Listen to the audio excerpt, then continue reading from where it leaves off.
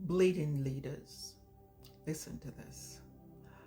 Are you under a leader who is bleeding, and due to their bleed, their hurt, you have church hurt, church wounds?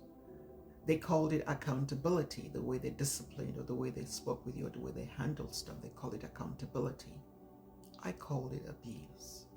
You've got to recognize that you do not deserve, or you do not have to sit under such leadership. You're sitting under either a religious spirit or someone who is so wounded, they are bleeding, and they've not done what is required of them, which is to take a sabbatical and go sit before the Lord and go through a healing process with God. Like the Lord showed me some years ago, He showed me the church as a baby. And that church is not growing because the baby was bleeding. And instead of the baby being ministered to be brought into a place of wholeness, body, mind, soul, and spirit, deep down to the soul wound. Because the soul consists of your will, your mind, and your emotions. Say, I wish above all that you will prosper and be in good health, even as your soul prospereth. Like He showed me in that vision many years ago. Instead of the baby being ministered to the church, being ministered to all these leaders, they were just putting Band-Aid and just covering up the wound, but they were just still bleeding.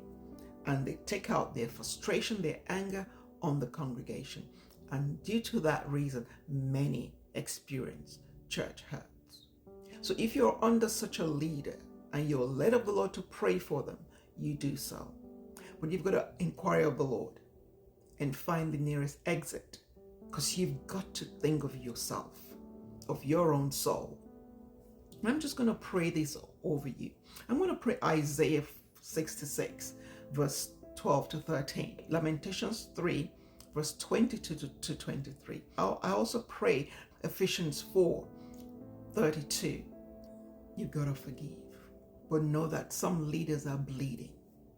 Like the Lord says, they are bleeding leaders. They need healing themselves.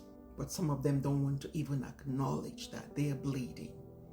And because of that, the congregation are also bleeding, because the leader is bleeding.